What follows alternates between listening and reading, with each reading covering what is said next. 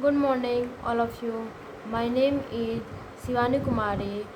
Today, in this presentation, I will explain the single phase full wave control bridge rectifier with R load, RL load, RE load and RLE load. So guys हमने पहले वाले में ये R L load का mid point है, ये सब explain कर चुकी हूँ। और ये मैंने फर्स्ट लेक्चर में आर लोड को एक्सप्लेन किया था। फिर देन ये इसका थ्योरी पार्ट था और ये इसका वेव फॉर्म था और ये इसका सर्किट डायग्राम था। ये इसका सर्किट डायग्राम था।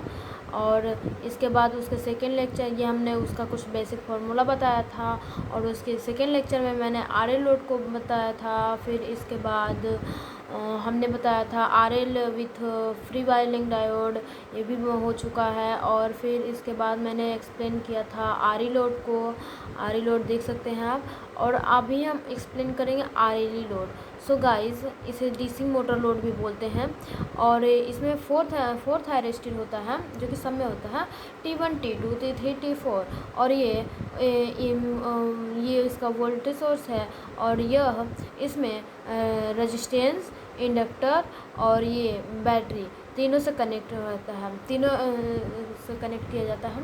और फिर यहाँ पे ये ड्यूरिंग पॉजिटिव परफॉर्म में रहेगा, ये ड्यूरिंग पॉजिटिव रहेगा half cycle, positive high cycle में रहेगा तो पॉजिटिव टू नेगेटिव जाएगा, जो कि करंट यहाँ से T1 से होते हुए रेजिस्टेंस से होते हुए, इंडक्टेंस से होते हुए, बैटरी से होते हुए T2 से कनेक्ट होगा। और यहीं पे अगर ये ड्यूरिंग नेगेटिव हाफ साइकिल में होगा तो ये हमारा करंट T3 से जाते हुए RLE से हो जाते हुए T4 से कनेक्ट हो जाएगा।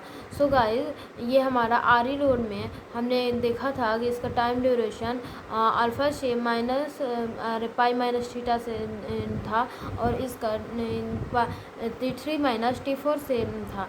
ये भी सेम मतलब आर लोड जैसा वर्क करता है, जिसमें एक बीटा एंगल होता है। ये इसमें ये पाई प्लस अल्फ़ा से ग्रेटर देन बीटा है। और ये भी आप लोग को सेम लग रहा होगा, लेकिन ये बाय मिस्टेक हमसे ग्रेटर देन हो गया, यहाँ पे लेस देन होगा। सो गाइस यहाँ पे हमारा जो था इसमें इंडक्टर होने के कारण, इंडक्टर लगे होने के कारण ये हमारा यहाँ पे ये जो है हम जब ये हम क्योंकि हम अल्फ़ा से वोल्टेज सप्लाई देते हैं, लेकिन थोड़ा सा वो इंडक्टर के कारण ये हमारा स्लो चलने स्टार्ट मतलब चलते रहता है। और इसके बाद T1 T2 से कनेक्ट होता है। और यहाँ पे देखे होंगे कि जैसे यहाँ पे ये है डिस्चार्जिंग में, ये है इसका वैल्यू 0 है, लेकिन यहाँ पे धीरे धीरे अपने से चलते रहता है। और ये हमारा T3 T4 का वो है। और फिर यहाँ पे हमारा आई नॉट, ये कंटिन्यूस कंडीशन में आई नॉट क्या होता है, मेरा कांस्टेंट होता है।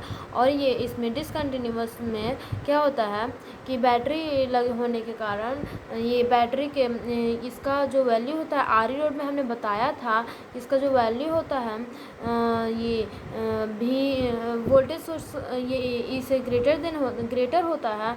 इसीलिए इसका ये वी नॉट इस पर ना बन के बैटरी पे बनता है, बैटरी पे इसका वेवफॉर्म रहता है। और इसका करंट में वी नॉट माइनस ई रहता है, इसीलिए इसका वेवफॉर्म